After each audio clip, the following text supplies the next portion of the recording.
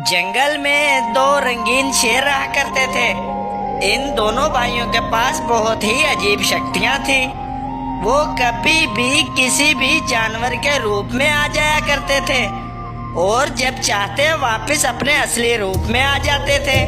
लेकिन वो अपनी इन शक्तियों से किसी भी जानवर को कोई नुकसान नहीं पहुंचाते थे, बल्कि सभी जानवरों की इनसे मदद करते थे।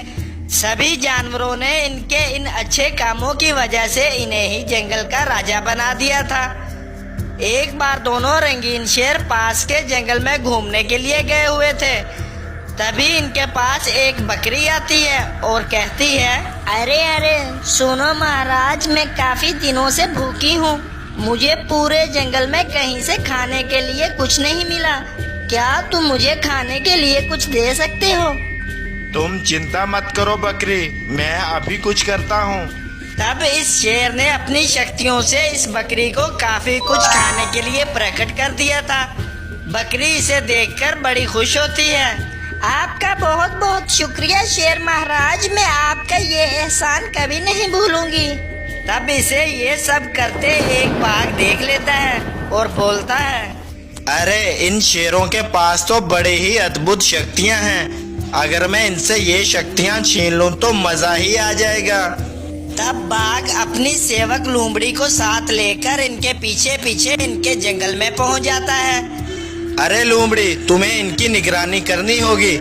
जब इनमें से कोई भी शेर अकेला गुफा पर होगा तो इसे किसी भी तरह करके मेरे पास लाना होगा। तब तक मैं यहाँ से कुछ दूरी पर जाकर खड़ा हो जाता हूँ।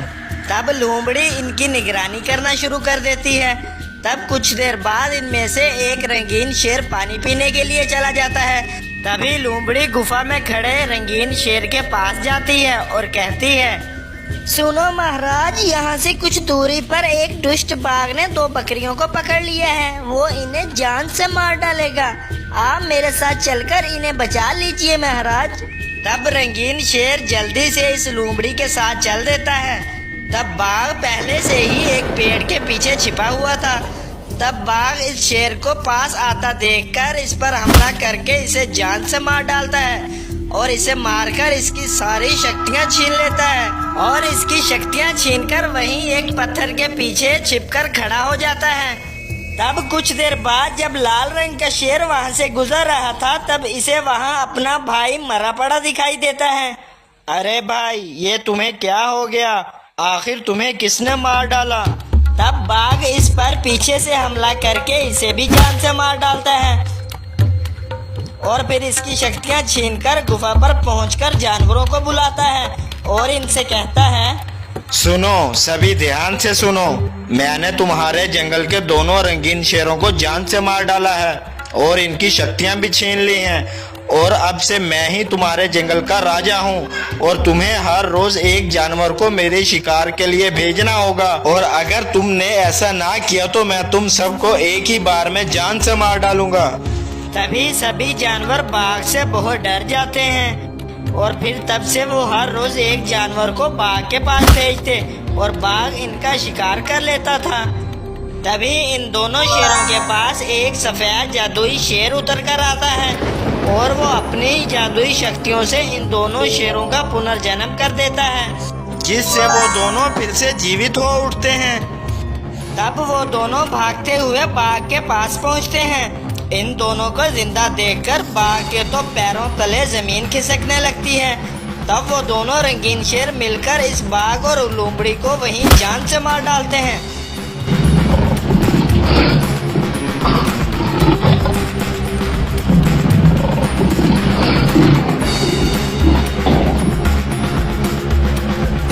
और फिर से वो दोनों मिलकर जंगल पर राज करने लगते हैं और सभी जानवरों के साथ मिलकर हंसी खुशी रहने लगते हैं। वीडियो अच्छी लगी है तो वीडियो को लाइक करें और चैनल को सब्सक्राइब करें और साथ में बने बेल के आइकन को दबाएं ताकि मेरी हर नई आने वाली वीडियो की नोटिफिकेशन आपको सबसे पहले मिले।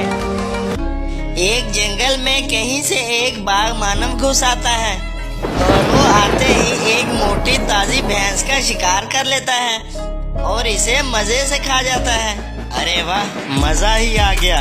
शंकर ने सही बोला था, इस जंगल के जानवर तो बड़े ही स्वादिष्ट हैं। लेकिन अभी मुझे और भूख लगी है। तभी इसे एक गाय दिखाई देती है और वो इसके पीछे भागना शुरू कर देता है। बचाओ बचाओ, कोई तो मुझे बचाओ, नहीं तो ये बाघ मानव मुझे जान से मार डालेगा।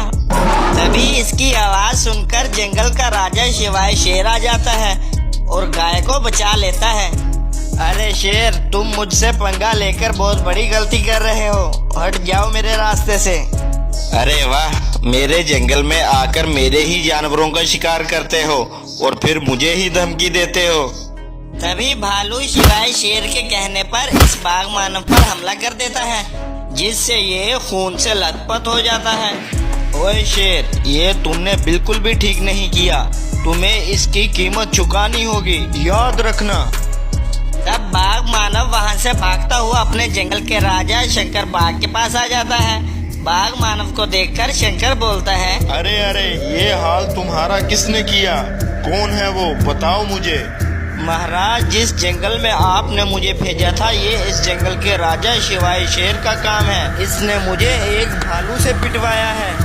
ये सुनकर शंकर बाघ गुस्से से आग बगोला हो जाता है। सुनो बाघ मानव, तुम कुछ देर आराम करो, फिर हम इसके जंगल जाकर इन्हें सबक सिखा कर आते हैं। उधर शिवाय अपने जंगल के जानवरों से कहता है, सुनो भाइयों, मैं किसी काम से जंगल से बाहर जा रहा हूँ, तब तक तुम लोग अपना ख्याल रखना। इतना बोलकर शिवाय शेर वहाँ से चला जाता है।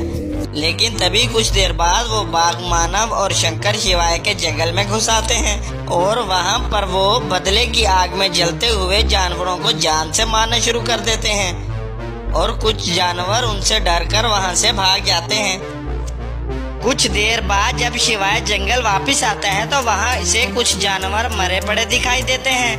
तभी वहाँ पर एक भालू आकर बोलता है, महाराज, हमारे जंगल में वही बाघ मानव अपने महाराज शंकर के साथ घुस आया है और उन्होंने बहुत से जानवरों को मार भी डाला है महाराज। ये सुनकर शिवाय इन्हें ढूंढने के लिए निकल पड़ता है। शिवाय शेर उन्हें सारे जंगल में तलाश करता है, लेकिन वो उन्हें कहीं भी दिखाई नहीं देते। लेकिन वो दोनों छिपकर शिवाय शेर को देख रहे थे। शिवाय, तुमने हमसे पंगा लेकर अच्छा नहीं किया, तुम्हें इसका बदला अपने जंगल की जानवरों की मौत से चुकाना होगा और इसके बाद तुम्हारी बारी है। अगले दिन शिवाय फिर से जंगल में निकलता है तो इसे फिर कुछ जगह पर जानवर मरे पड़े दिखाई देते हैं। अब शिवाय बहुत परेशान हो जाता है क्योंकि वो अपने जंगल के जानवरों को बचा नहीं पा रहा था और ना ही इन्हें पकड़ पा रहा था। लगता है मुझे अपने दोस्त वीरू से मदद मांगनी पड़ेगी, नहीं तो बहुत से और जानवरों की जान चली जाएगी। तब शिवाय अपने दोस्त वीरू के जंगल की तरफ निकल पड़ता है और वीरू के पास पहुंच जाता है। आओ दोस्त, बताओ कैसे आना हुआ मेरे पास।